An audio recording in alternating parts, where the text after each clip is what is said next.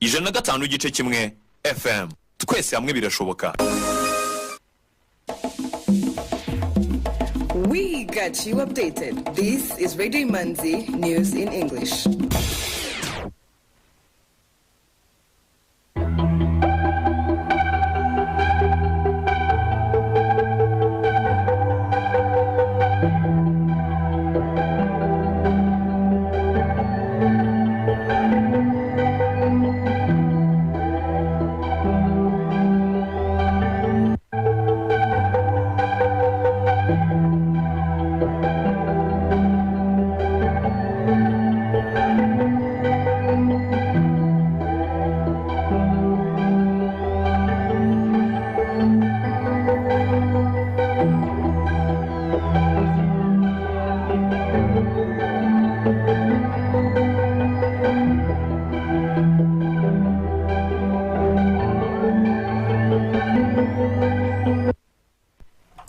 This is Radio Imanzi broadcasting from Kigali. Here is the news in English brought to you by Fiona Umuganwa. The headlines. The Ministry of Health has announced fresh measures to prevent Ebola virus from spilling over to Rwanda following recent cases reported in the neighboring Uganda. Parents have been encouraged to send their children to school on time according to the scheduled transport calendar to avoid high turn-ups in the last days, which may paralyze public transport. A group of 20 students in South African township have invented South Africa's first fully solar-powered train.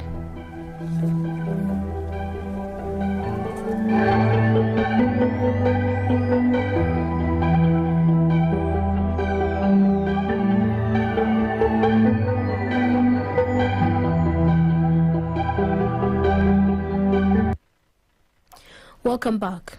News in detail. The Ministry of Health has announced fresh measures to prevent Ebola virus from spilling over to Rwanda following recent cases reported in the neighboring country, Uganda. However, the Ministry of Health announced that there is no case registered in Rwanda, but called on citizens to consider preventive measures and adding that they are working closely with the Ugandan counterparts. The Minister of Health, Dr. Gikomeje, says they are closely working with other institutions to monitor the spread of the epidemic in the neighboring countries, especially in Uganda, where a case of Ebola virus has been confirmed in Mubende district. Both the Ministries of Health in Rwanda and Uganda are working together to strengthen prevention measures at the land borders, airport, and internally as well. A statement by the Ministry of Health appealed to the public to comply with preventive measures, indicating that Ebola is easily preventable when one abides by hygiene standards and avoid unnecessary visits and contacts with people who have traveled to areas where infections have been reported. The ministry also urged the public to avoid receiving travelers from affected areas to report to the authorities if they know of anyone from such areas to ease contact tracing.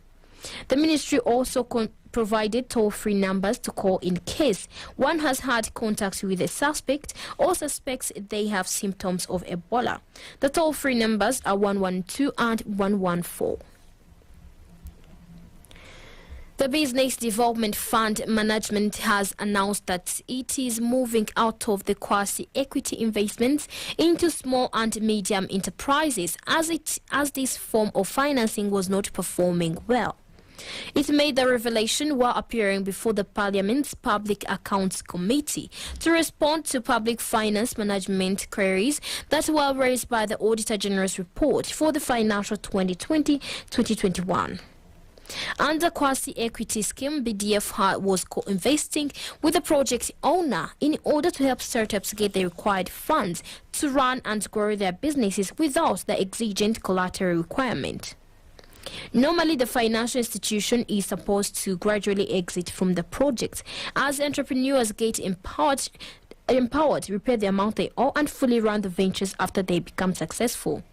According to the Auditor General's report, the fund invested over 1.9 billion Rwandan francs through the quasi-equity loans from 2012 to 2021, but over 1.6 billion Rwandan francs, equivalent to 85% of the total, were not yet recovered.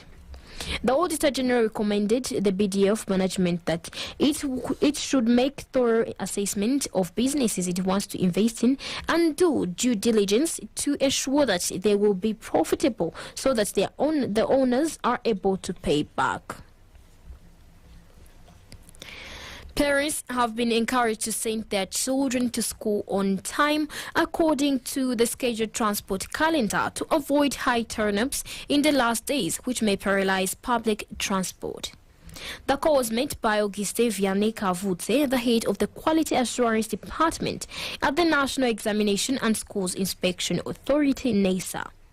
He said the exercise is in line with assuring that students are present on the first day of school reopening and are ready to start the term, and encourage parents to follow the timetable accordingly.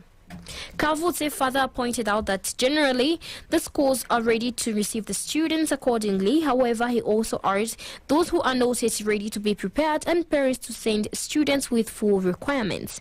Classes for the new academic year are expected to begin countrywide on Monday, September 26th.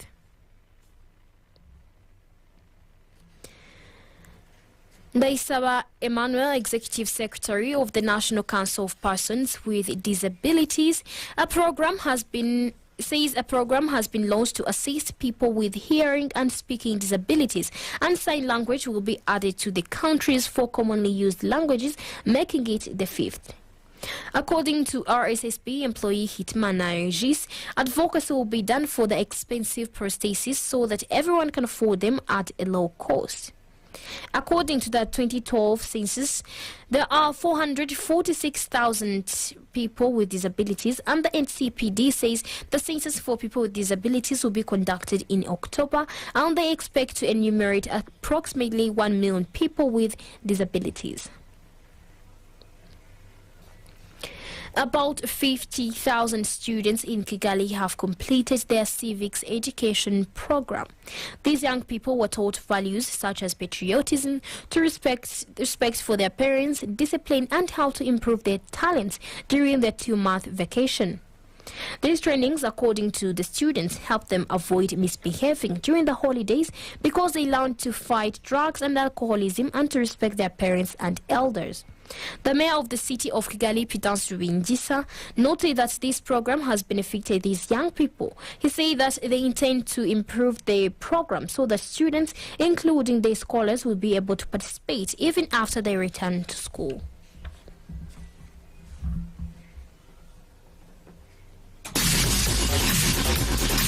Economic news is a regular feature on Radio Imanzi.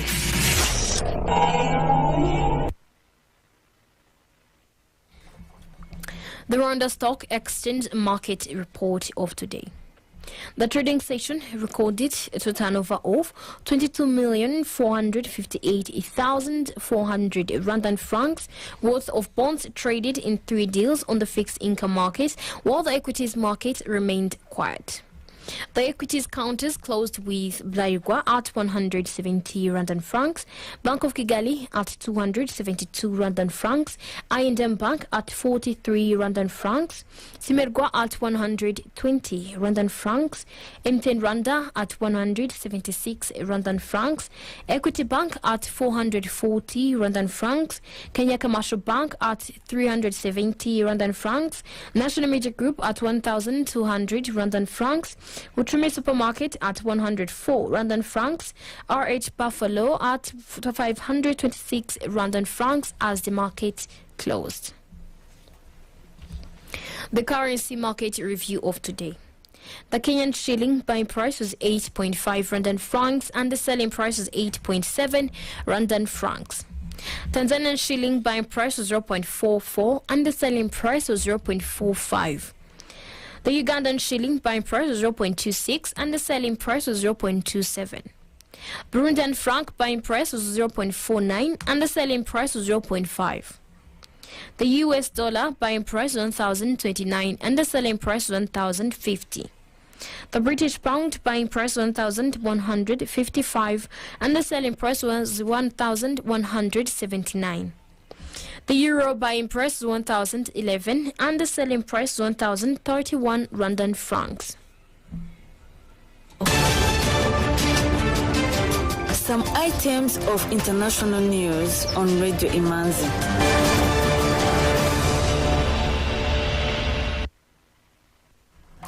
Health officials and civic leaders in Uganda have suspended operations of entertainment centers and limited the number of people attending burials and weddings in Mubende district as they race to curb the spread of the Ebola virus. The country has confirmed 7 cases of Ebola so far, including 1 death, a 24-year-old who was confirmed dead. Health Ministry spokesperson Emmanuel Ainebiona said the death of a child in the area has been linked to the probable Ebola. In Mubende, the district's Ebola task force imposed restrictions on visits to public offices in measures that mirror that standard operating procedures to curb the spread of the COVID-19. The Mubende Resident District Commissioner, Ms. Rosemary Byabashaija, who also doubles as the head of the Ebola Task Force in Mubende, said allowing gatherings to continue would be risking people's lives as the virus spreads rapidly through physical contact. Kenyan authorities have warned against applying for online jobs in Southeast Asian countries after it emerged hundreds of East Africans are falling victim to trafficking. The caution came as the Ministry of Foreign Affairs said it had rescued 22 Kenyans, a Burundian and a Ugandan who had managed to raise distress calls from Laos. The rescued victims told authorities that hundreds more were still inside the Asian country, having been duped to go for hospitality and teaching jobs only to end up trapped. A group of 20 students in a South African township have invented South Africa's first fully solar-powered train. They say for years they have seen their parents struggle to use trains for daily commutes, the railways frequently hobbled by power outages and cable thefts. To respond to the crisis, they invented the solar power train for their community.